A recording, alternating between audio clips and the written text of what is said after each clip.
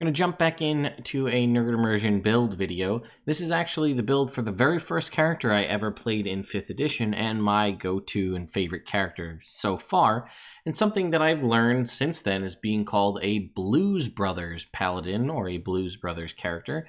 So if you want to see what this Paladin build is, stay tuned.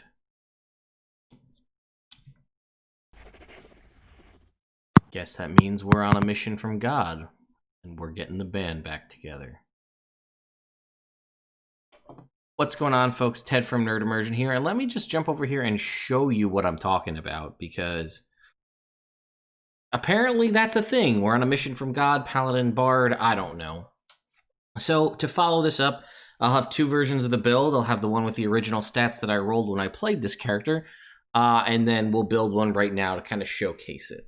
So my character was a half-elf, again, just started playing 5th edition, hadn't played for several years at that point in between, and my go-to thing was using 3-5, and I was very metagamey, not metagamey, I guess I should say, power gamery, right, min-maxing to try to build the best character, and I really liked the concept of paladins in 3-5, but I didn't like the execution, and I very much liked that.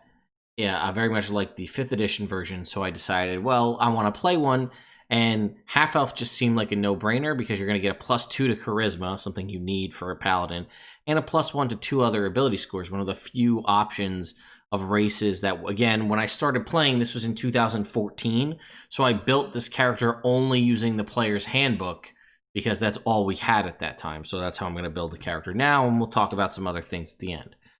So you're going to get +1 to 2 other ability scores. In this instance, we're going to take Strength and Constitution. You get 2 extra skills, which is always great. So we're going to go with Perception because that's always useful. And I think we'll take Insight. Language isn't really important here. Class, as we said, obviously was Paladin. And our proficiencies from Paladin, we're going to take Athletics and Persuasion. Ability scores, I guess we'll do standard array or point buy at this point. So we're gonna want to have a decent charisma. We were gonna, you know what, let's do point buy actually. We're gonna do 14 there, 15 strength. We'll do 13 constitution. We'll do 12 wisdom, 10 intelligence, 8 dexterity. So there's our general ability scores. For our background, this character, again, this was a roleplay thing, but he grew up in the forest. I was also, even back then, I didn't even realize it. I was trying to essentially make a ranger because that was what a lot of my favorite characters, rangers and druids, back in 3.5. So I wanted to make a very nature-themed paladin, so his background was Outlander. So we're going to have survival, and I believe he had, I don't remember what his other skill was that I had. I think animal handling. Musical instrument proficiency was with the lyre, and again another language. We had standard starting equipment. We went sword and shield with javelins, an explorer's pack, and we chose a holy symbol. So there we go. And then we can jump over here to actually take a look at the character. So here he is as he stands. Again, being a half-elf, you do get to start with 2 16s, which isn't too bad if you build your character in such a way here, which is usually how I do it because that's not the worst thing in the world. So again, this character was my first character, so I wanted to make him, he was a paladin of Mieliki, the goddess of the forest, so there's a big unicorn theme going on, and then he had a bunch of nature-based abilities.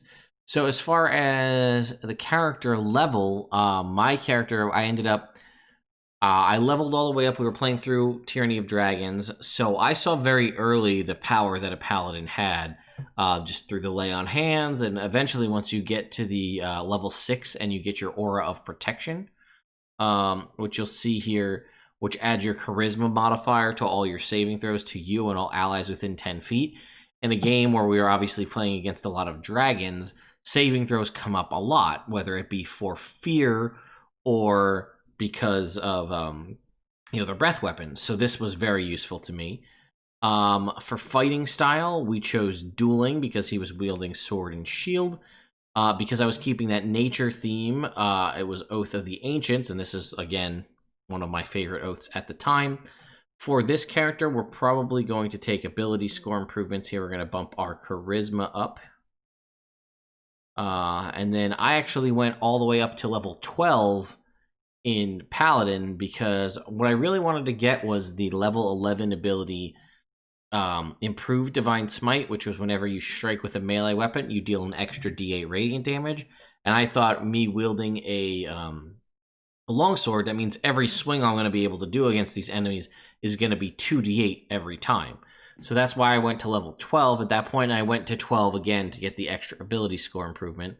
So for this character, we're going to take another ability score improvement to bump our charisma up to 20. And then at 12, we're going to bump our strength up by 2 to 18. So now we can go and actually look at the character before we start taking any of our levels in Bard. And it was after this point that I started multi-classing into Bard, which worked out well because it kind of fit what was happening with the party.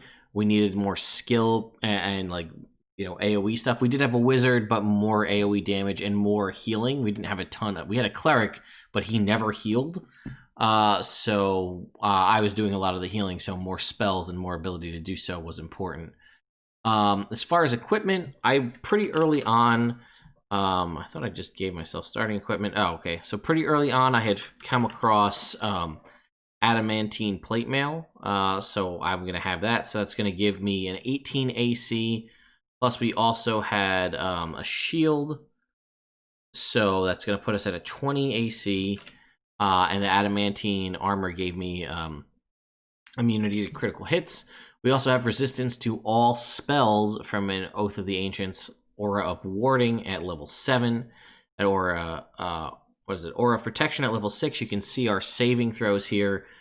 Strength is +9, Dex is +4, Constitution +7, Intelligence +5, Wisdom +10, and Charisma +14. So we had very high saving throws.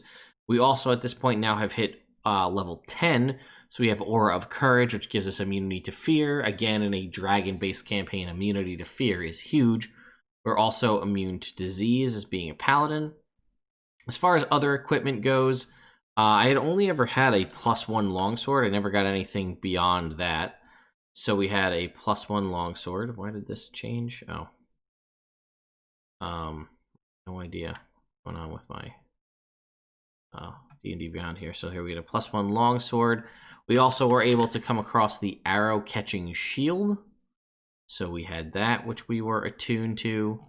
And we also managed to get Necklace of Prayer Beads, which was also something nice because I rolled very well on my Necklace of Prayer Beads, which provided me with a bunch of extra spell slots to be able to do more healing. So if we're going to go and take a look at the spells, prepared spells he typically had was Cure Wounds because he was, again, doing a lot of healing. We always kept Thunderous Smite prepared, I think, and Wrathful Smite. And we also had Detect Magic. He always had Fine Steed and Lesser Restoration prepared. At 3rd level, he had Revivify to help the party out. We had Aura of Vitality for healing. Crusader's Mantle, Dispel Magic, I think. What do we have? One more spell known at this point. And I think, what other spell do we typically have? Probably another low-level one, if I recall. I think we usually had Command or Compelled Duel was a spell I typically brought with me. Sometimes I'd swap it out for Daylight based on... Or Zone of Truth. It was always Zone of Truth. That's what it was. And that was pretty much all of the levels in Paladin. Again, he was primarily a Paladin first, so this was kind of the equipment we had. We used the arrow-catching shield a lot because it gave us a +2 AC to against ranged attacks, and more often than not, actually, I would use the ability to make myself the target of a ranged attack if someone within 5 feet of me was hit by it. And being immune to critical hits, I could I actually had saved one of the party members who was going to be crit by a ranged attack. I made myself the target of it with the arrow catching shield, and then having the adamantine armor made me immune to crits, so I just took the regular damage, and that helped quite a bit. So let's go over here and jump into some levels of Bard. So we will multi-class into Bard. And then what's nice, as multi-classing into Bard right out the gate, we do get a musical instrument proficiency, which I think we took Lute. And we do get another skill. So he took Arcana. And we went 4 levels here. So we got to choose our Bardic College, which I chose Lore Bard. Remember, at this point, all we had to choose from was Valor or Lore, and there was no reason for me to choose Valor based on all my Paladin abilities, so I chose Lore, which was nice because it gave me 3 more skill proficiencies. So I was able to take, what did I take? I think Investigation, Nature, and I want to say Religion, I think. We'll see when I look at the other version. We also got Expertise in 2 skills. We definitely took Perception, as we wanted to be really good at being able to see and find things. And we also took Athletics. And then as far as my ability score improvement, at this point, I think I took Alert. Again, it would have been different based on when I had the original stats, which we'll talk about in a second. So if we jump back over to here and take a look at our character sheet, we now have significantly more spell slots for the purposes of smiting. We originally, as you saw, as the Paladin, only had 3rd level slots, but we now have access to 4th, 5th, and 5th level slots. So an additional 5 spell slots that we could use for smiting or casting spells.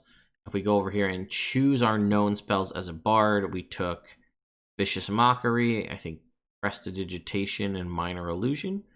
And then as far as known spells, I know we took Dissonant Whispers, Healing Word, because you don't have access to that as a Paladin, Identify, and then I think we had, what do we have for our 2nd level spells? I think Old Person, Invisibility. Again, the benefit too is if you're taking some of these spells that are spells known, some of you, since we're all using Charisma for all of this, we can swap Paladin spells out. I think I definitely took Heat Metal, and then we only had 2nd level spells, so we took Phantasmal Force. I think that might have been it. So this was the general build, right? So the concept-wise, you are a Paladin Bard, so you are able to go out, tank, and do the heavy damage and help heal and protect people. And again, this character was specifically nature-based, so we did have access to Oath of the Ancient spells, like, where is it? Plant Growth, which I actually did get to use in the campaign to help rebuild one of the cities that had their crops burnt. I was able to do that, spread that good word, and then use the bardic abilities to truly help, spread the word out there. We're using my bardic, either whether it be through song or through music. And again, this character is my first character in 5th edition.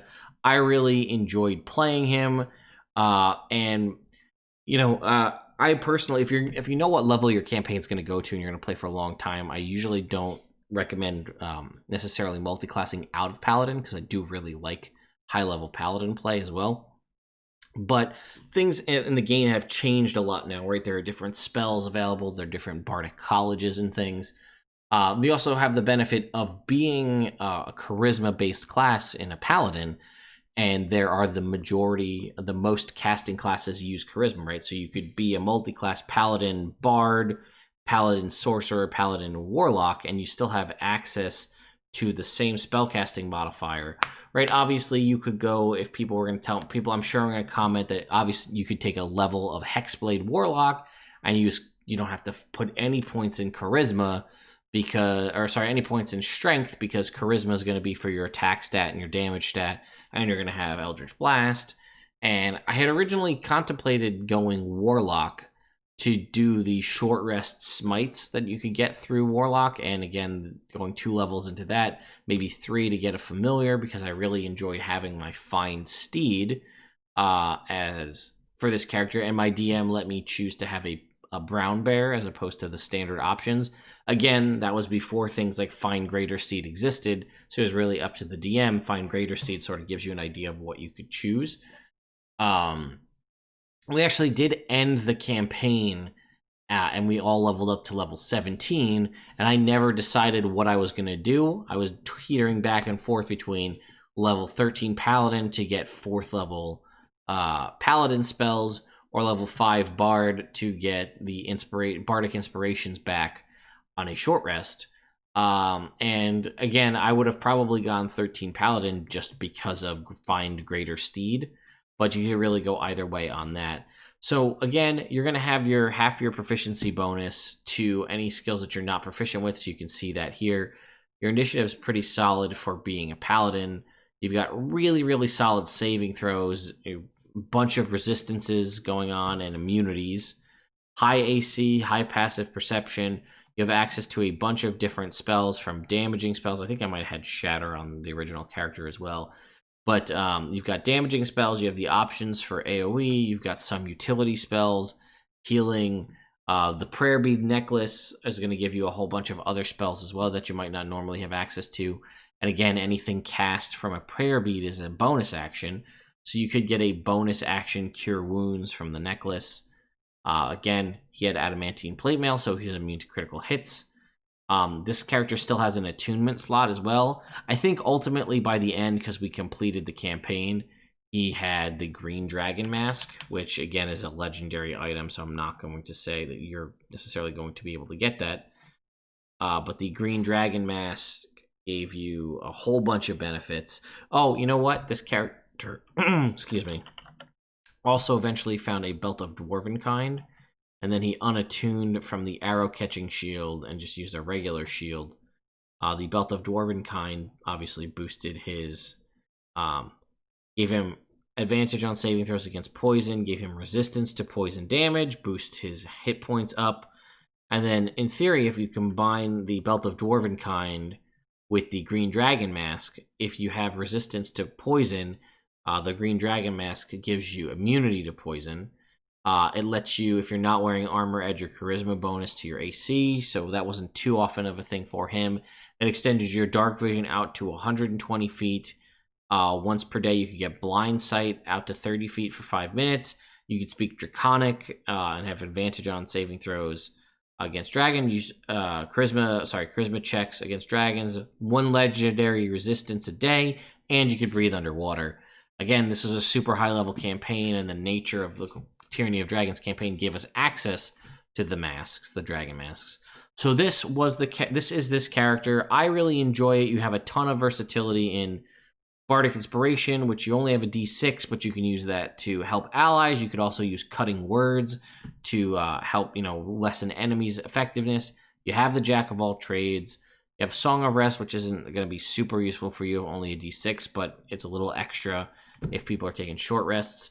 You've got the Expertise in Perception and Athletics, so if you are going to be doing any grappling, you're very good at that. Passive Perception is very high. Divine Sense, always going to be able to seek out, Celestials, Fiends, and Undead. You got a Lay on Hands pool of 60 hit points, which is nothing to laugh at. Dueling, we've got Divine Smite, which we're going to be using all the time. Immunity to disease. Our channel, the biggest downside, I guess, for this is your channel divinity is kind of very, very situational, and you're likely not going to use it too much. Nature's Wrath is not that good because you can get access to Ensnaring Strike, which is way better. Turn the Faithless, if you find yourself fighting a Fae or a Fiend, that could be helpful. Get your extra attack, again, Aura of Protection, Aura of Warding, Aura of Courage, always useful. Improve Divine Smite, giving you that extra D8 of radiant damage. And then again, our spells for being a Ancient's Paladin is again Ensnaring Strike and Speak with Animals. Speak with Animals, I feel like, is a spell that you might not want, like, you get it for free, so it's not something you necessarily want to take, but you have it, and you can always find a use for it if you have it. You get one of the best second level spells for a Paladin in Misty Step, which is going to allow you to teleport, and if you're riding on your mount, it will also bring them with you. Moonbeam gives you a little bit of AoE you wouldn't normally have, and then again, as we mentioned, Plant Growth and protection from energy if you need to do a little resistance. Again, I was in a campaign fighting dragons, so the ability to give myself resistance to a damage type, an elemental damage type, was very useful. So lastly, let me show you my original character here with my stats that I rolled out the gate. So as you can see here, these are the stats. I didn't change his dexterity, intelligence, or wisdom, or strength from what I had originally rolled. I had a 16 constitution, but that got bumped up to 18 with the Belt of Dwarvenkind. I had an 18 charisma to start, and then I added 2 to that at one point throughout the level. So here it is as a 13 paladin bard level 4. Very early on, I took alert because I didn't want to be surprised. We got surprised a lot in combat. And then I also became the guy who would always go first because I was immune to disease. I was immune to surprise. I was immune to critical hits. I was immune to frightened. I had resistance to poison. I had, immunity to magical sleep and advantage on charm effects. So I had a lot of things going for me. So I was the one who let me go first. Something's gonna hit, let it hit me. As you can see here, my passive perception was a 24, so not too much was sneaking past me. I also had, because of the facts that the stats were so high, I had chosen Shield Master as a feat. And because I had the athletics expertise from Bard, that meant if I was going to try to shove somebody prone using Shield Master, my athletics was a plus 16. It was pretty significant. And the last feat I had chosen there was Inspiring Leader, because my character was kind of the leader of that group, so he could give everybody extra temporary hit points. And then again, like I said, we can see the spells here, what they were. It was Mage Hand, Prestidigitation, Vicious Mockery. And I guess I did not choose Identify. I chose Fairy Fire, Dissonant Whispers as my Bard spells, and then I also had chosen, I had Healing Word, but I could take in Silence, Suggestion, and Phantasmal Force. Again, at this point at level 13, you're also going to get access to, as I said, Find Greater Steed, but as an Oath of the Ancients Paladin, you're going to get Ice Storm, again, a little more AoE, and Stone Skin. Again, this character also had the kind of things I talked about. He had a +1 shield, a +1 sword, Adamantine Plate, Necklace of Prayer Beads, Belt of Dwarvenkind, and the Green Dragon Mask. So he was a pretty beefy character. He could take a lot of hits. He could deal a lot of damage.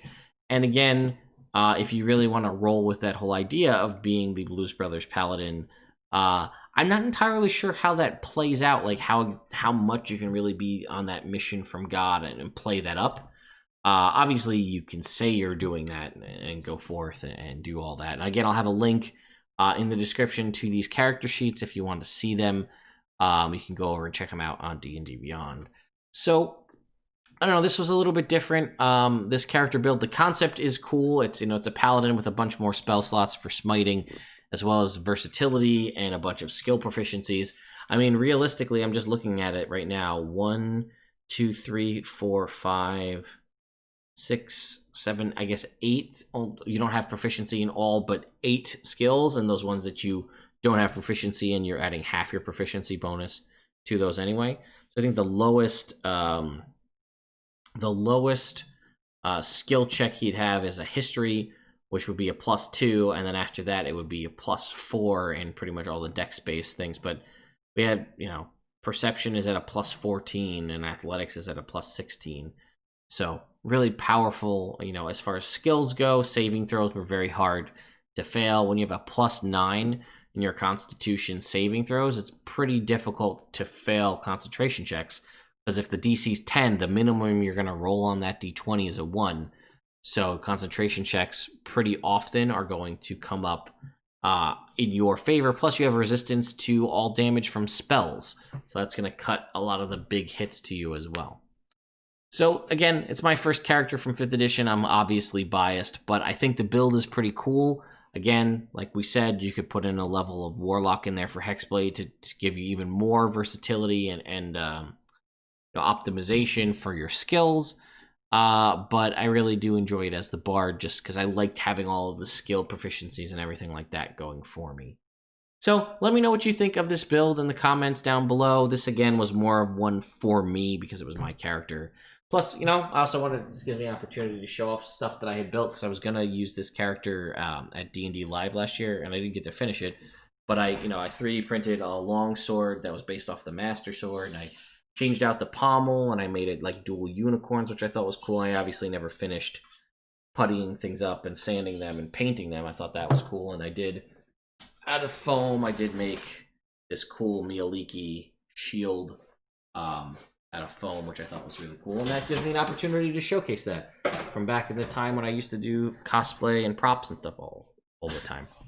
So thank you to my patrons over on Patreon for continuing to support me and all that you do. I greatly appreciate it. If you haven't followed me, subscribe to me. We're on YouTube here, Ted. If you haven't subscribed already, I would greatly appreciate it. And if you want to ring that notification bell to stay up to date on all new videos, I've really been trying to keep up that consistent new videos every day, but there were a couple days in between there where I just missed an upload. So ringing the notification bell does keep you up to date to let you know, like, you didn't miss it. It was me that didn't upload. It'll keep you up to date when stuff comes out. I said up to date a lot right there. Sorry, I'm just a little tired. Anyway, thank you all so much for watching, and I'll see you next time.